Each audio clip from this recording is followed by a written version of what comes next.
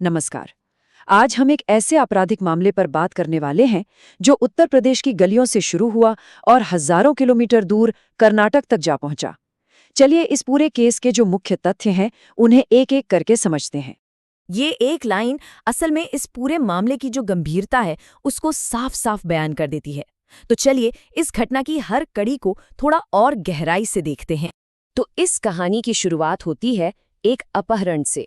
लेकिन सवाल ये है कि इस अपराध के पीछे कौन था और ये सब आखिर शुरू कहाँ से हुआ। आइए जानते हैं।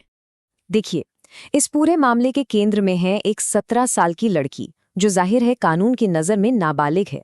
उसकी उम्र इस केस का एक बहुत ही ज़रूरी पहलू है जिसके बारे में हम आगे बात करेंगे।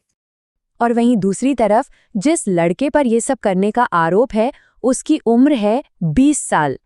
ये सब कुछ शुरू हुआ उत्तर प्रदेश के बलिया जिले के एक छोटे से गांव से। यहीं से इस लड़की को अगवा किया गया था और तारीख थी 14 अगस्त, जिस दिन उस लड़की को उसी के गांव से किडनैप कर लिया गया। यहीं से उसकी वो तकलीफदेह यात्रा शुरू हुई जो करीब 2 महीने तक चली। अब कहानी के अगले हिस्से पर आते हैं, जब ये मामला पुलिस की दहलीज तक पहुंचा। लेकिन यहाँ एक बहुत ही चौंकाने वाली बात सामने आती है। अब यहाँ सबसे ज्यादा हैरान करने वाली बात है वो है समय का अंतर।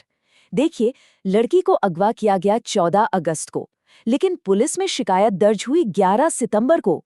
मतलब लगभग 1 महीना बीत जाने के बाद। इतनी देरी क्यों हुई, ये अपने आप में एक बहुत बड़ा सवाल है। तो जब लड़की की मां ने शिकायत दर्ज कराई तो पुलिस ने शुरुआत में आईपीसी यानी इंडियन पीनल कोड की 2 धाराओं में केस फाइल किया। एक थी धारा 363 यानी किडनैपिंग और दूसरी थी धारा 366 जिसका मतलब है शादी के लिए मजबूर करने के इरादे से किडनैप करना।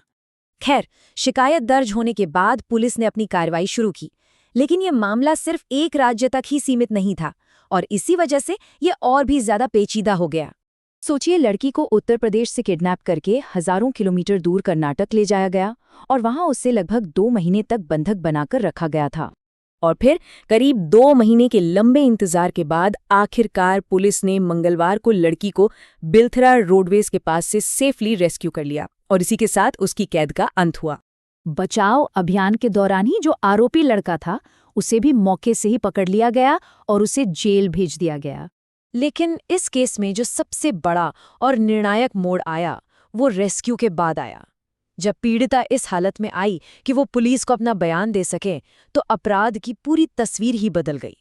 पुलिस को दिए अपने बयान में लड़की ने एक ऐसा खौफनाक सच बताया जिसने इस मामले की गंभीरता को कई गुना बढ़ा दिया। उसने बताया कि आरोपी उसे किडनैप करके कर्नाटक ले गया और वहां लगभग 2 महीने तक उसके साथ रेप करता रहा। लड़की के इस बयान के बाद केस में जो कानूनी आरोप थे वो पूरी तरह बदल गए। अब सिर्फ अपहरण की धाराओं के साथ साथ आईपीसी की धारा 376 यानी रेप और एक बहुत ही कड़ा कानून पॉक्सो एक्ट भी जोड़ दिया गया। अब ये पीओसीओ एक्ट का जुड़ना इस मामले का सबसे अहम मोड़ था, क्योंकि लड़की नाबालिग थी, इसलिए ये स्पेशल और काफी कठोर कानून लागू हुआ। ये कानून खास तौर पर बच्चों को सेक्सुअल क्राइम से बचाने के लिए ही बनाया गया है। ये पूरा मामला हमारे सामने एक बड़ा सवाल छोड़कर जाता है। जब कोई अपराध एक राज्य की सरहद को लांघकर दूसरे राज्य तक पहुंच जाता है तो हमारी पुलिस और कानूनी व्यवस्था के सामने किस तरह की चुनौतियां आती हैं और इन चुनौतियों से निपटने के लिए हम कितने तैयार हैं, ये सोचने वाली बात है।